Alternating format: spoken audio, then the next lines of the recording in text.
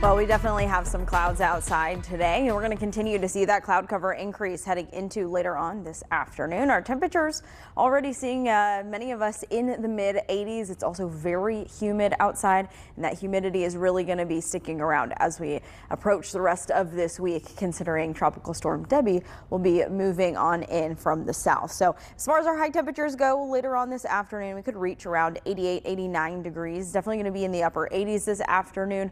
A lot of that warming through the next several hours has to do with how much cloud cover we actually end up seeing, as well as how much kind of longer, or if we see any pop-up showers or storms. Right now we've got Tropical Storm Debbie, though, ongoing in portions of Florida just after making landfall earlier this morning. It's now been downgraded to a tropical storm with winds of 70 miles an hour. But here's the thing, whether it's a hurricane or a tropical storm, that's not necessarily what we're really going to be focusing on. We're focusing on how much rain that is going to come from this system because of how slow that movement is going to be. Right now, Debbie's moving at about 8 miles an hour.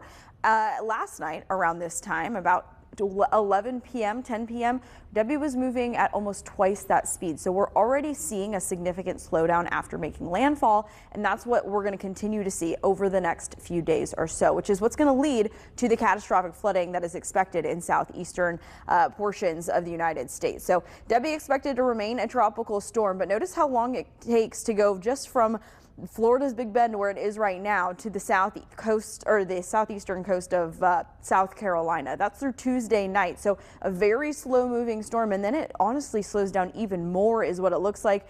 And this cone is only accounting for the center of circulation for Debbie. So this is not necessarily where the rains are going to be extending from. We will start to possibly even see some rain as early as Tuesday afternoon in some areas in North Carolina. So I'll have a little bit of a look at that. Once we get later in the week, though, the uncertainty grows, which is why the cone gets much larger by the time we get to Thursday and Friday. There's still a lot of uncertainty as to where that center of circulation for Debbie is forecast to go after making a possible second landfall in South Carolina sometime around Thursday. As far as the impacts here in the Triad go, if we see rainfall from Debbie, our best chance for that local rainfall is going to be Wednesday, Thursday, and Friday for right now. We're also looking at the possibility for some gusty winds, so that's going to be something that we'll just be monitoring. Flooding is going to be the main concern, though, if that center of circulation especially goes further west. That means we're going to be on that eastern side of it, and a lot more of that rainfall right now is falling on the eastern side of Debbie.